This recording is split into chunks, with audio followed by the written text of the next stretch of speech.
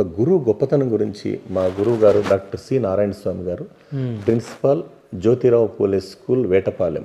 Okay. ఆయన దాదాపు 12-13 పీజీలు చేశాడు సార్. సార్ ఒక 2 లైన్లు రాశాడు గురువు మీద. ఆయన విజ్ఞానమనే జ్యోతులను వెలిగించి అజ్ఞానమనే చీకటిని తొలగించి సుజ్ఞాన పథంపై ప్రజ్ఞాన భాస్కరుడై జగతిని నడిపించేవాడే గురువు. గురువు మన జ్ఞాన దాహాన్ని తీర్చే రక్షిత మంచినీటి చెరువు. గురువంటే తెలుసుకో, గుండెలోనే దాచుకో, అక్షర బ్రహ్మనిపుడు ఆత్మలోనే తలుచుకో.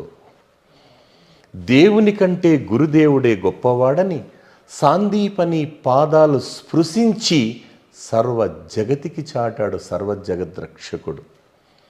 సీతమ్మ తల్లిని శ్రీరామచంద్రుడి చేతిలో పెట్టే ముందు జనక మహారాజు ఒక మాట అన్నాడంట, అయ్యా రామచంద్ర, మీరు శివధనస్సుని ఇరగొట్టారనో, దశరథ మహారాజు బిడ్డనో, కోసల దేశాధినేత బిడ్డనో నా బిడ్డని మీకు ఇవ్వలేదు. విశిష్టుడైనటువంటి వశిష్ఠ మహర్షి యొక్క శిష్యుడని చెప్పి నా బిడ్డని నీకు ఇచ్చాను నాయన అంటే అది సార్ గురువు యొక్క గొప్పతనం.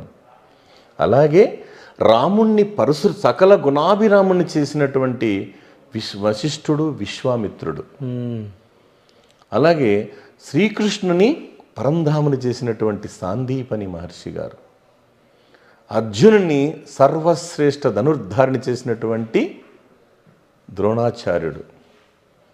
అలాగే ఇలా అంటే గురువుల గురించి మనం చెప్పుకుంటూ పోతూ ఉంటే సార్ ఎంతోమంది ఇప్పుడు మనం వాళ్ళని వెలకట్టలేము. అంటే గురువుల యొక్క స్ఫూర్తి ఇప్పుడు అంతెందుకు సార్, వెంకటేశ్వర స్వామి దగ్గరికి అన్నమయ్య గారు వెళ్ళి గురువుగారు మీ వల్ల నాకు ఎంత మంచి పేరు వచ్చింది తెలుసా అని అడిగితే, నాయన అన్నమయ్య, మీరు నా పైన నువ్వు అంటే 32,000 సంకీర్తనలు రాశావు కాబట్టి నాకు అంత మంచి పేరు వచ్చిందని చెప్పాడు గురువుగారు.